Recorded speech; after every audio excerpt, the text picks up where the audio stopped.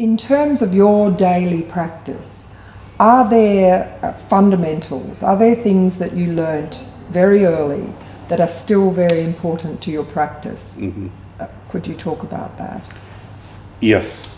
I don't think in our job, I don't know about other jobs, but maybe in big sport, you can't say I learned something and that's forever. You have to keep it every single day, every time you take the violin, or even if you don't have time to take a violin, you have to think about it.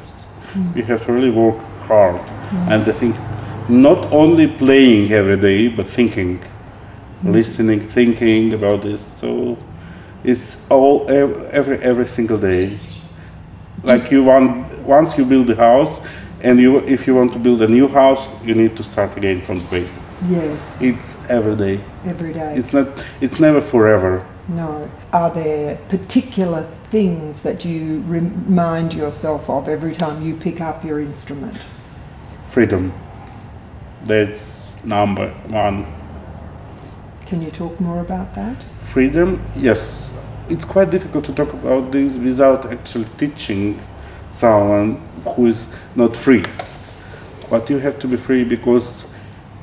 Do you mean mentally and physically? Physically and mentally. Physically it's very important because playing violin, as you see, it's not the most natural thing in the world. It's, on the contrary, it's the most unhealthy, and you have to be really... And it can bring you to many medical problems if you are not free. How do you ward against that?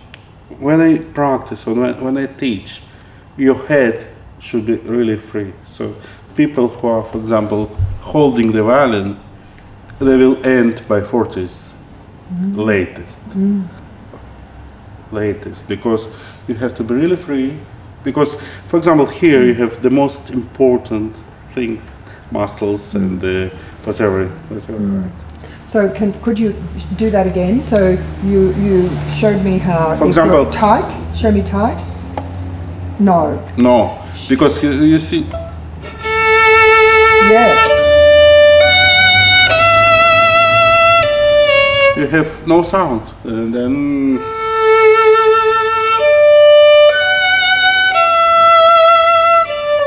Beautiful. That's glorious. It's like singing like that. Yes. You have no voice. Yes. And it's simple. And how do you maintain that freedom? When I'm teaching, I even ask my students to have a chewing gum while they play. I ask my students to walk, just to have a walk. And very important is to change the bow, very synchronized with your left hand, which is not that simple. So my exercises like to play scale and walk and change together with the feet.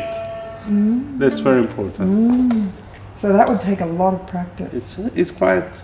It's easy when you understand the point, but usually the problem is young people. They're young and their muscles very fresh. Yes. So they don't think about the future. Yes. And we are getting old physically much sooner when we think.